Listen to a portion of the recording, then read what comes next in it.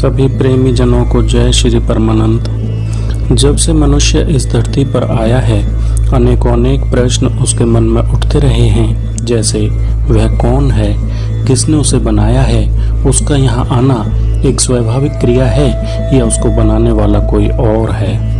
यदि उसको बनाने वाला कोई और है तो इसके पीछे उद्देश्य क्या है। इन्हीं सभी प्रश्नों को लेकर गुरु महाराज से प्रार्थना की तो यह इस चैनल के बनाने का उद्देश्य सिद्ध हुआ। आप सभी से प्रार्थना है कि स्वयं के कल्याण के लिए चैनल को सब्सक्राइब करें तथा अन्य औरों के भले के लिए शेयर अवश्य करें। जय श्री परमानंद। जय श्री परमानंद। गुरु महाराज ओडिशा से एक प्रेमी हैं और उनका प्रश्न है कि उनके क्षेत्र में अक्सर बलि चढ़ाने का कार्य किया जाता है, तरह तरह के पशुओं को मारा जाता है और फिर परमात्मा के नाम पर उनको मार दिया जाता है। उनका ये कहना है कि इस सब को देख के मेरा मन दुखता है, पर क्योंकि ये प्रथा चली आ रही है इसलिए मैं अपने आप को इससे अलग भी नहीं कर पा रहा हूँ। तो ऐसी स्थिति में वो क्या करें जो उनका चित्त भी सही रहे और उनके जो धार्मिक अनुष्ठान है वो भी डिस्टर्ब ना हो। परंपराओं के नाम पे, धर्म के नाम पे, संस्थाओं के नाम पे, समाजों के नाम पे, क्षेत्रों के नाम पे उन जीवों की, उन निर्जीव जीवों की, निरीह जीवों की, उन भोले जीवों की हत्या कर देते हैं। क्यों? कि वो हमसे नहीं कह पाते कि मैंने आपका क्या अपराध किया है, आपको मुझसे क्या कष्ट है, जिस कारण से आप मेरी हत्या कर रहे हैं, जिस कारण से आप मेरे अस्तित्व को इस संसार से नष्ट कर रहे हैं। ऐसा क्या कारण है जो आप इतने हिंसक हो गए हैं? मैंने तो आपका कुछ भी नहीं लिया है। आप जिस भोजन को करते हैं मैं उस भोजन को भी नहीं करता हूं। जिस जगह आप रहते हैं मैं उस जगह पे भी नहीं रहता हूं। जो आपसे बचता है मैं उसका पान करके, उसका सेवन करके अपना गुजारा करता हूं। फिर क्या आपको मुझसे आपत्ति है जो मेरी जीवन लीला को समाप्त करना चाहते हैं? यह वो बता नहीं पाते कि भाई आप ऐसा क्यों कर रहे हैं। मगर हम हैं कि हम इस कार्य को निरंतर करते हैं। इसका मूल कारण है कि हमारे अंदर हिंसा भरी पड़ी है। हम अहिंसक होने का दुनिया को पाठ पढ़ाते हैं, दुनिया को शिक्षा देते हैं कि अहिंसक हों, मगर सत्य बात यह है कि हम अंदर से अहिंसक नहीं होते हैं। हिंसा हमारे किसी न किसी कोने में, किसी न किसी कक्ष में बैठी रहती है। और हिंसा एक तरह की नहीं होती है। पशुओं की हत्या करना ही हिंसा नहीं होता है। देवताओं के नाम पे बलियां देना, परमेश्वर के नाम पे बलि देना, परमेश्वर के नाम पे हत्या करना ही हिंसा नहीं है। वातावरण में भी हिंसा है, हमारे कार्यकलापों में भी हिंसा है। हम एक दूसरे से वार्ता करते हैं तब भी हिंसा होती है हमारे अंदर। हम एक दूसरे की बात को बर्दाश्त नहीं कर पाते। क्यों नहीं कर पाते? क्योंकि हिंसा भरी हुई है। और हिंसा जब भी टकराती है, अभी देखिए यूक्रेन में युद्ध हो रहा है, रूस का और यूक्रेन का युद्ध हो रहा है, दोनों तरफ से हिंसा हो रही है, दोनों तरफ से हिंसा टकरा रही है। जीव का कोई मायने नहीं है। एक धरती के टुकड़े के लिए, एक जमीन के टुकड़े के लिए, जिसको सबको छोड़ के यहीं चले जाना है, उसके लिए हिंसा हो रही है। माओं की गोद उजाड़ी जा रही हैं, बहनों के भाई छीने जा रहे हैं, पत्नियों के सिंदूर उजाड़े जा रहे हैं, बेटियों के पिता छीने जा रहे हैं। युद्ध हिंदुस्तान में हो, पाकिस्तान में हो, चीन में हो, चाहे फौजी वहां के हो, फौजी यहां के हो, फौजी कहीं के भी हो, आखिर वो जीव हैं।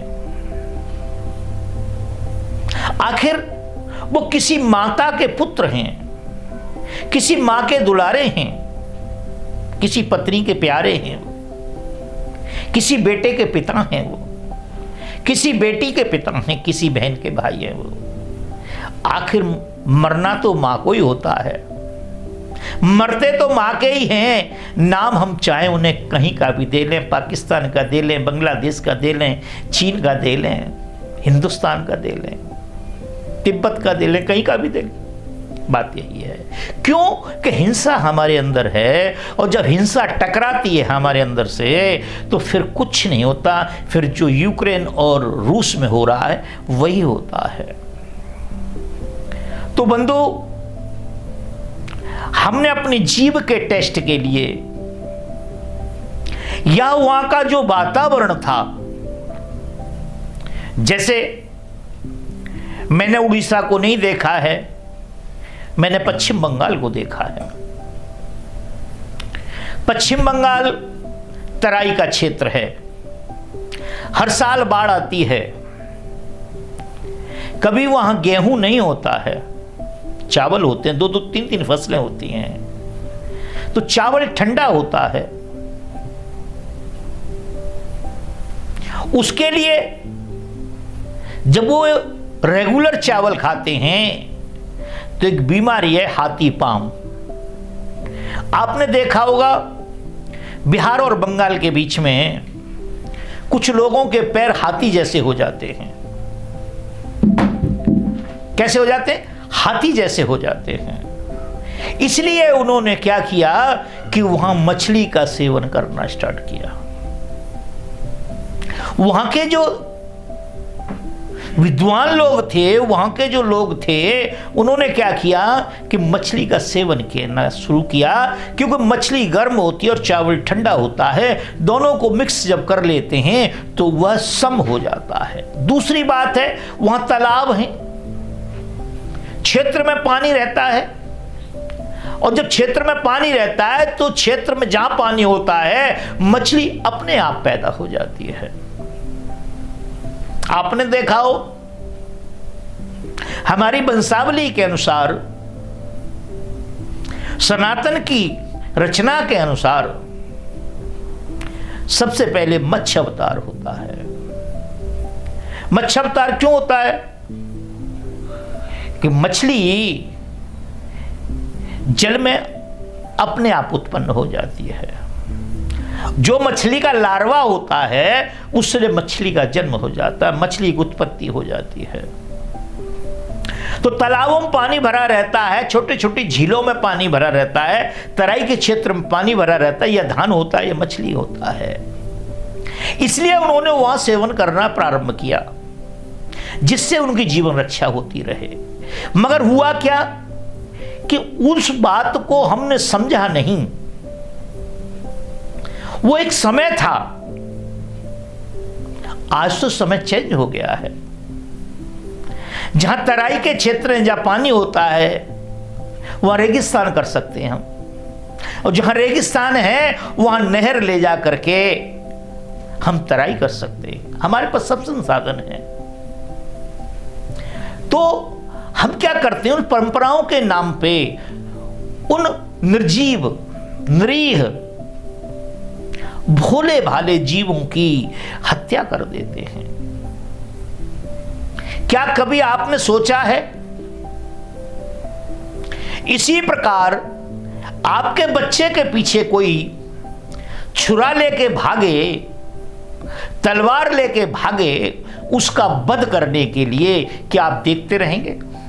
क्या करेंगे? आप शोर मचाएंगे, आप उसके पीछे भागेंगे, आप अपने बच्चे को ऊपर गिर जाएंगे, आप अपने आप में चोट खा सकते हैं, तलवार का बार अपने आप में सह सकते हैं, मगर बच्चे को कष्ट नहीं होने देंगे, बच्चे के ऊपर बार नहीं होने देंगे। क्यों?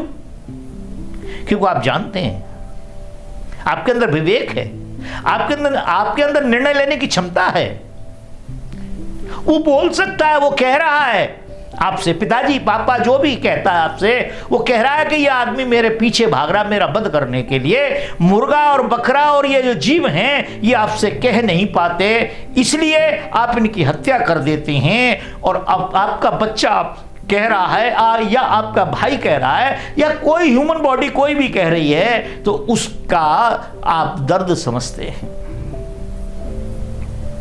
इसलिए हत्या किसी की नहीं होनी चाहिए। हमारे एक परम संत हुए हैं तुलसीदास जी, और तुलसीदास जी अपनी एक वाणी में बोलते हैं, वह कहते हैं कि संसार में दूसरों को हित करने जैसा कोई धर्म नहीं है, और दूसरों के ऊपर जो अत्याचार करता है, जो उनको कष्ट पहुंचाता है, उस जैसा अधर्म नहीं है। तो कहते हैं परहित सरिस धर्म नहीं भाई। दूसरों के हित में किया हुआ कर्म, दूसरों के हित में किया गया काम, वो धर्म है। और दूसरों के हित में की गई घृणा, की गई हिंसा, किया गया पाप, तो क्या है? वो अधर्म है। परहित सरिस धर्म नहीं भाई, और पर पीड़ा सम नहीं अधमाई। दूसरों को पीड़ा देने जैसा कोई संसार में अधर्म नहीं है। हम सनातन संस्था को मानते हैं, और सनातन संस्था का एक पाठ है संत मत। संत मत तो क्लियर मना करता है कि हमें यह नहीं करना चाहिए, जीव हत्या नहीं करनी चाहिए। किसी के दिल को दुखा के, किसी की आत्मा को कष्ट पहुंचा के आपको सुख कैसे हो सकता है? आपके मन में शांति कैसे हो सकती है? आपके मन में पीड़ा बनी रहेगी, आपके अंदर हिंसा भरी रहेगी। आप कभी भी अहिंसक नहीं हो सकते, शांत नहीं हो सकते, आपके विचार उत्तम नहीं हो सकते, विचारों में शीलता नहीं हो सकती। इसी प्रकार से एक दूसरे प्रकार के लोग हैं, वो एक विशेष दिन उन जीवों की हत्या करने के लिए कुर्बानी शब्द का प्रयोग करते हैं, और वह तर्क देते हैं कि खुदा ने कहा, उस परमेश्वर ने कहा कि तो तेरे पास सबसे प्रिय चीज हो, तेरी अपनी जो प्रिय चीज हो, सबसे प्रिय जो चीज हो, उसे मेरे राह में कुर्बान कर दे, मेरे कदमों में उसे समर्पण कर दे। तो क्या बकरे और बकरी, ऊंट घोड़े यही हमें प्रिय हैं? नहीं।